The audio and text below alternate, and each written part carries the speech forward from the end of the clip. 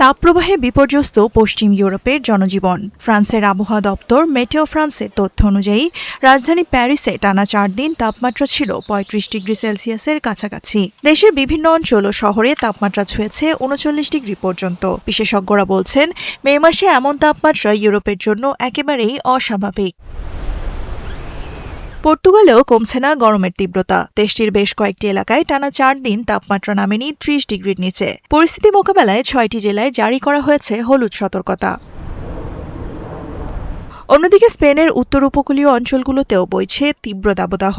বিভিন্ন শহর ও গ্রামে তাপমাত্রা উঠেছে 34 ডিগ্রি সেলসিয়াসে। স্পেনের আবহাওয়া দপ্তর এইমেড বলছে, শহর জুড়ে তাপমাত্রা কমার সম্ভাবনা খুবই কম।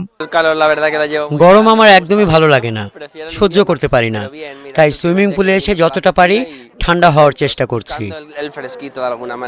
তাপপ্রবাহের প্রভাব পড়েছে যুক্তরাজ্যেও। দেশটির বিভিন্ন অঞ্চলে তাপমাত্রা পৌঁছেছে 35 ডিগ্রি সেলসিয়াস পর্যন্ত। আমি যুক্তরাষ্ট্রের পূর্ব উপকূল থেকে এসেছি। ওখানেও গরমকালে প্রায় এমন আবহাওয়াই থাকে, তবে আশা করেছিলাম এখানে গরম কিছুটা কম থাকবে। সত্যি বলতে খুব হতাশ লাগছে, তবুও কোনো মতে টিকে আছি।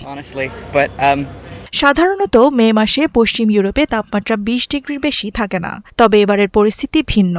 এর আগে 1922 সালের মে মাসে গড় তাপমাত্রা উঠেছিল 32 ডিগ্রি সেলসিয়াসে, যা এতদিন সর্বোচ্চ রেকর্ড হিসেবে বিবেচিত হতো।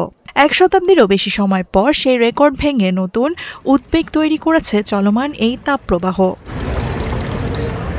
তেমন মুবাশিরা হোসেন, 71।